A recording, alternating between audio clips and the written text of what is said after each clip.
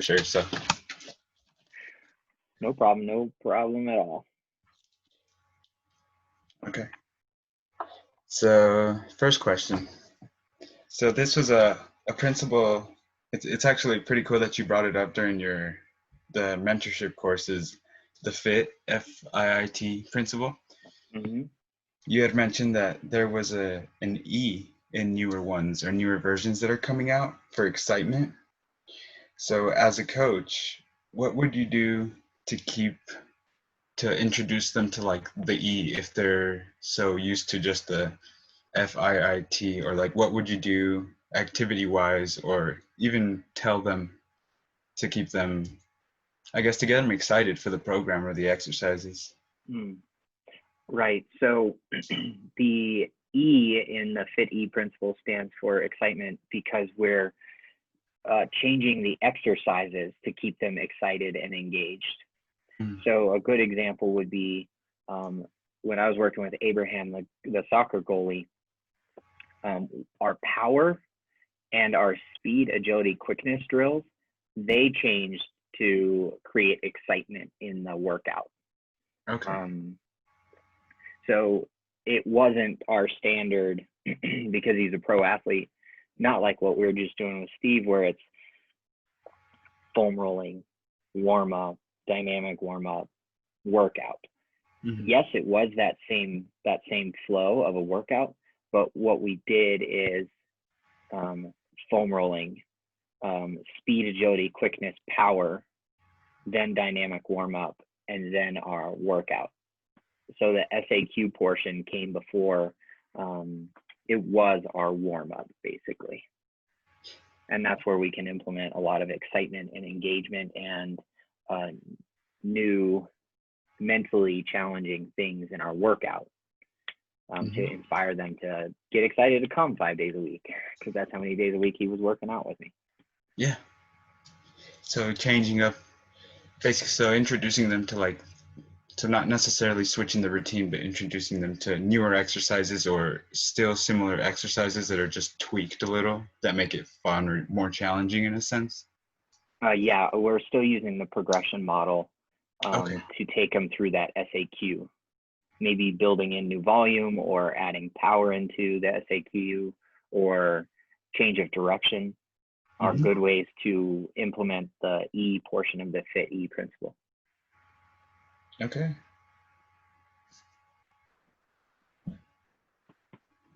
Awesome. Thank you. Okay, my next question has to do with accountability and how big it actually is for both coach and client. So ultimately, it's up to the trainer or the coach to keep their client accountable. How much of that, because it falls on both of them, both client and trainer, but how much of it is actually part coach and how much of it is actually part client? Because if a client wants to change their health in their life, they're going to want to be accountable for themselves too. They're not just going to depend on someone else. How important is it to establish that relationship or to find that like happy medium in a, So intrinsic versus extrinsic motivation is what we're talking about here. The client needs to be intrinsically motivated in order to book a consultation with a trainer, in order to do the pre-planning stage and then the take action stage of the athlete preparedness model. So that's where intrinsic motivation comes from on the client side. They're personally holding themselves accountable to take the first step for reaching their goal. The extrinsic motivation comes from the coach. Part of that accountability system is the price that you charge them, because that will drive back to intrinsically motivating our clients because they need to get value out of their money spent. That's why when personal trainers devalue what they do by putting their hourly price point so low, their clients don't value what they do. So they won't show up on their own intrinsic motivation. Extrinsic motivation from the coach comes during coaching cues, proper instruction, building a fun, engaging, exciting workout, being the expert in the client's eyes. That's extrinsic motivation for the client. And that's the balance between coach's role and client's role. Okay.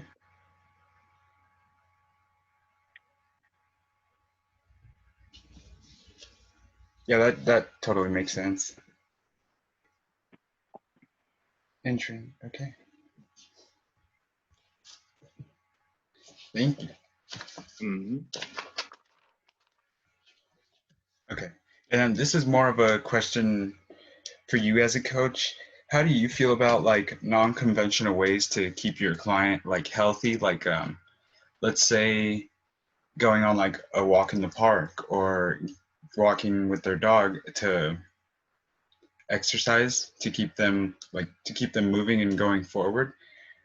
And would you actually implement that into a workout that you were charging them for, even though they could totally do it on their own time? Some people can't do that on their own because their intrinsic motivation isn't good enough.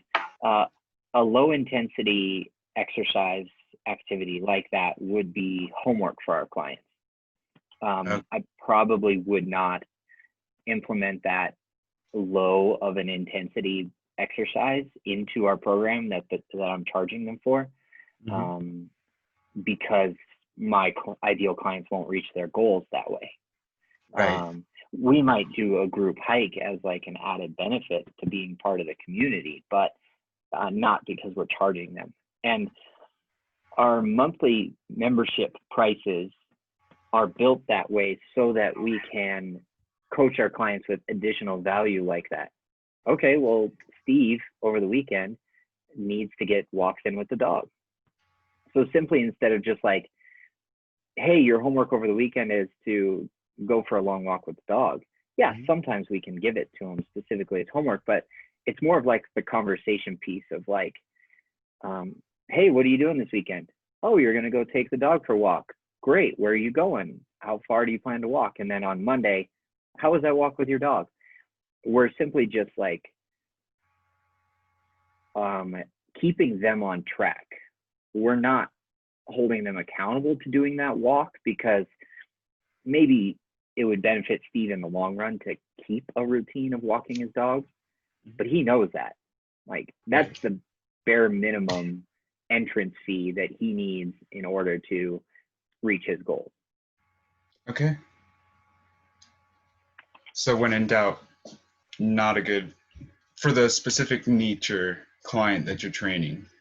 Yeah, if you have a niche that's 60s and 70s only, sure, you might program a long walk around the block if they're feeling super low energy. I find that the TRX is a great variable tool to incorporate into the aging population. Yeah, no, definitely.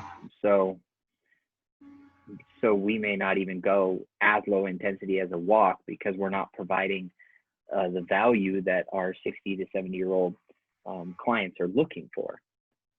Bands are an excellent low intensity exercise that we can implement as trainers. That's a step up from the walk to give our clients value. Okay. Yeah, no, that makes sense. Thank you. Mm-hmm.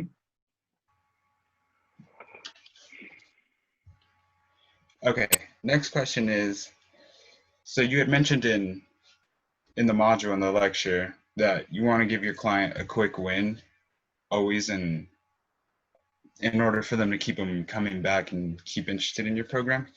So other than increases in like strength, endurance, mobility, etc., what are other ways that you've seen or that you know to be effective to get your client a quick win other than like than those in a sense?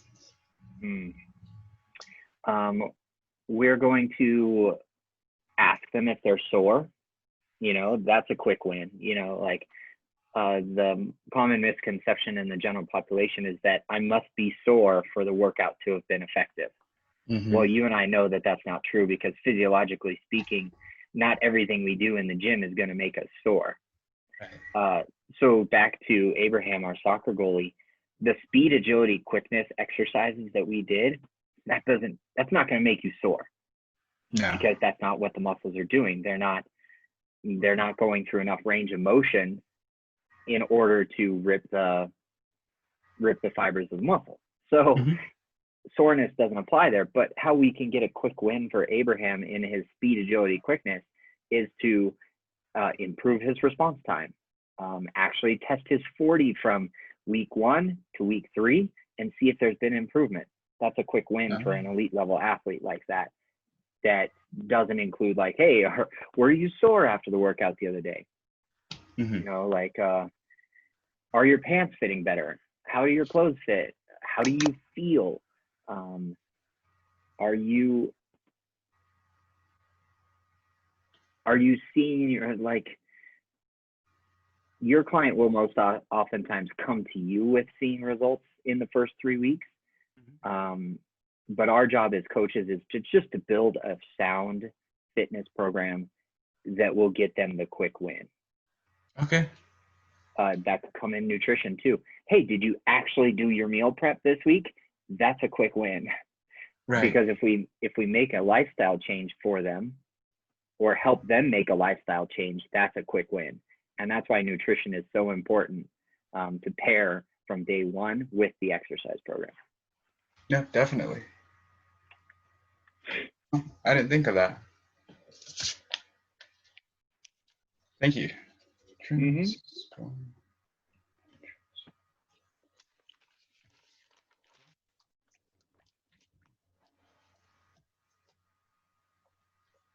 Okay, so next question has to do with clients so how do you deal with clients who expect to make progress immediately, like to the point where getting them a quick win might take longer than they thought? So what's another way to get them a quick win while still keeping them interested in? So we initially began our personal training business with SMART goals: specific, measurable, attainable, realistic, and timely. So when we focus on the realistic and the timely goals and the attainable goals, in the client's mindset, we're going to get them to a new perspective, a new mindset of like, there's no such thing as a quick fix. There's no such thing as instant gratification when it comes to your fitness goals. So the specific goals that we have, we ask them in our consultation, what are your 90-day goals? Not what are your 7-day goals? Right. You know, the 7-day goals will be met through conversation as you get to know them. You get to know their body, you get to know what they can do in the first 7 to 14 days so that you can know how to coach them with empathy. Because we're understanding that like if somebody has a large weight loss goal, 20 to 30 pounds instead of our standard 15 to 20, that's common amongst our clients, they're going to have high expectations for themselves. And that's why we choose a tool like the Enneagram to help coach our clients, because it makes us more compassionate for who they are, how they learn, how they see themselves. Like an enthusiast, the number 7 on the Enneagram, they're not going to need, well, actually they do need, in the FITTE principle, they need a lot of E. They need a lot of excitement to stay engaged in the workout program. For an enthusiast, you have to change up your program often enough so that they stay interested. However, an achiever on the Enneagram, the type 3, they need to perfect this exercise program before they move on to the next one. They have to feel like they did a good job. And so we have to give them constant praise and feedback and validation throughout the program. Definitely. When my client Amy hired me for her 15-year-old soccer athlete son, she hired me because she liked my coaching program philosophy. She liked how I coached her in group training, so she hired me for her son. She was a type 3 achiever, So she heard my coaching and it resonated with her. Well, her son was a type 1, which is the reformer or the moral protagonist. And he liked the black and white nature of our workout program. He didn't need to be validated. I still did the good job when he deserved it. But for him, it was more of like a this or a that. If I do this, I will get this result. So it just made sense to him. Okay. So he was just more of a simple mindset. He didn't need as much of, I guess, like the... Simple mindset, maybe not the right way to say it. He was more Right. just black and white. Like, if this, then that. Okay, great. That's exactly what a fitness program is. If we do this a certain number of times for a certain number of weeks, we will get that. Yeah, absolutely. Thank you.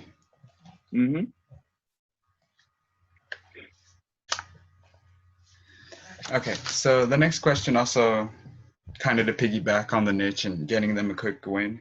So let's say you're working with a specific client or with your specific niche and they're experiencing, or they're having a hard time getting a quick win or developing the process to get a quick win. What can you do to keep them around and coming back if they're just not having luck with the whole process itself? We always remind them that there is no instant gratification when it comes to a fitness program. It takes work, accountability, consistency. And in our coaching program, during our consultation, we tell them that it's going to take a minimum of 3 months. So we say, you're committing to 3 months. It's a 12-week program. You know, you can sell it in any way that you want. Oh, we've got a 12-week program.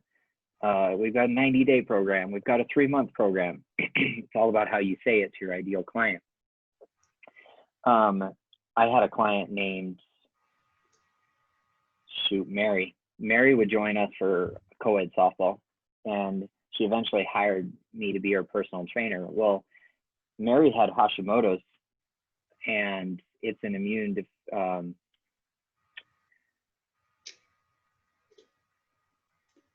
it prevents her from losing weight, basically, because she cannot digest food in the in the appropriate way.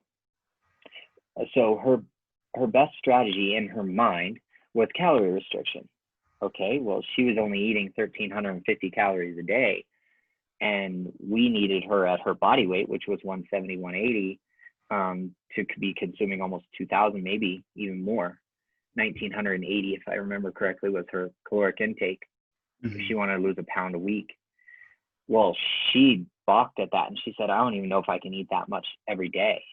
I'm afraid of that number. Right. Okay, well, that's definitely your mindset right now. So instead of counting calories, let's just do this much protein, this much carbs, and this much fat in your meal, each meal. Well, she endlessly got frustrated because the scale wasn't changing. So we had to remind her that your muscle adaptation is going through hypertrophy right now. When we build new muscle, that weighs more than fat.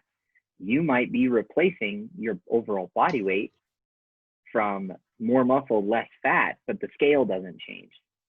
Definitely. So I'm going to ask you to not step on the scale every day because you're going to be frustrated by that number in the first 3 weeks, a month to 6 weeks.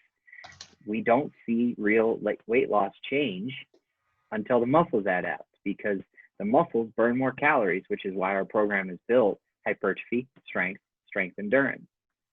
Building muscle mass to increase caloric metabolic rate, caloric expenditure through metabolic rate. Then we build stability through the strength program, and then we go high reps cardiovascular performance in the strength endurance, so that we can burn extra calories in the workout on top of our nutrition program, on top of the metabolic rate that we built in our hypertrophy program. Definitely. And with her, was it the issue of her just having the thought in her head, like, keep going back to the scale and not seeing results after, I guess, every session or every day? Okay. Every morning, every night, And you know that our body weight can change 3 to 5 pounds every day. Water weight. Have you had a bowel movement yet?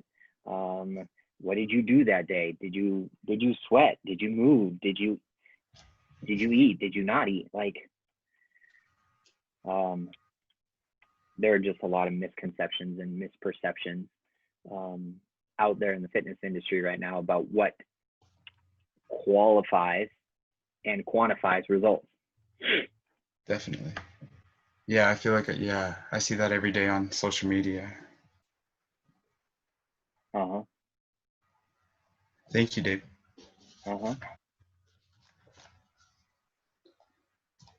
Awesome. So the next question. So as trainers, we must have like credentials and certifications and even like before and after pictures that let our clients know and view us as experts and want to get them to trust us.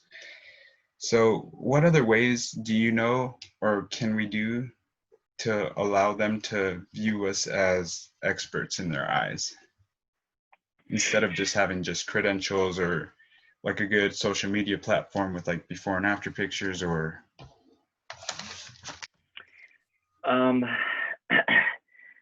you can blog. I think over the last few weeks, we've blogged like, here are the 7 best bodyweight workouts you can do without a gym. Here are the 5 best summer workouts you can do without a gym. This week's blog post is 3 safe workouts to begin a strength program without a gym, which I included HITTe program, Tabata training, and circuit training. And the video that I produced yesterday is going to become our blog post. So that's one way, blogging. Basically sharing your passion with as many people as you possibly can, with including some knowledge in there too. Oh, hey, I just learned about this fun fact about EPOC. It's excess post-exercise oxygen consumption, and here's why it's important. You know, I like to talk about EPOC, but I don't go into the science of it because it's just too in-depth for a casual conversation. But I basically say, okay, when you do your cardio after you lift weights, you burn more calories for longer. Right. And that's probably like my soapbox that I stand on so that people view me as the expert. Okay. Is EPOC. I sell EPOC to our members. Hey, if it works, it works, and it does work too. Yeah, absolutely. I will stand firm on EPOC for every professional athlete, every jiu-jitsu athlete, every general population person who wants to change body composition. Thank you. Yep. Cool. So just a couple more questions. Let's say you have a business and you have a tight budget. How do you set a budget for your business and like personal training in general? Like, how do you go about that? Like, what's involved budget line? Yeah, what budget line are you talking about as far as your expenses go? Are you talking about marketing expenses, cost to rent a gym, equipment costs, office supplies? What budget line are we talking about? I guess which one of them would like hit your pocket the hardest, and which one would you have to keep reinvesting in order to keep your... So the basic fundamental principle of our business model is low. Keep your expenses low and your profits high. Mm-hmm. So when I first started my business, I had a $500 per month rent to be in the studio that I chose. Well, my first month there, I didn't make $500, so I was already negative. I was already in the hole, and that inspired me to get motivated to go out and find new clients, is to cover my expenses so that I could still run my hobby as a business. Well, what I learned from there is that the more clients I got, my expenses didn't change. So that's our focus in the first year of our business, is to drive gross revenue while keeping my expenses low. And that's why our digital marketing platform right now is a high expense versus our revenue that's coming in, because we need to figure out what works for our ideal client in the marketing space. Normally, 20% of your gross revenue goes back to marketing. Okay. But you can't market with 20% if you have zero gross revenue. Right. So that's why the complexity of our business is like, find a client, train a client, lose a client, find a client, train a client, find a client, lose a client, train a client, etc. And that's why we get overwhelmed as business owners.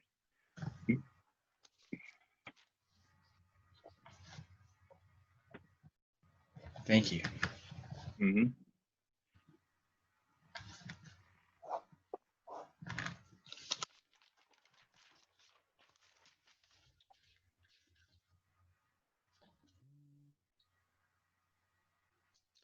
And I think, here, let's see.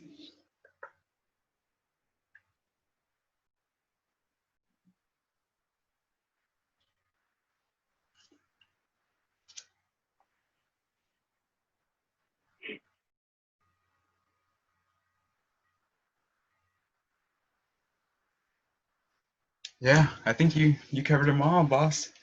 Okay, great. Yeah.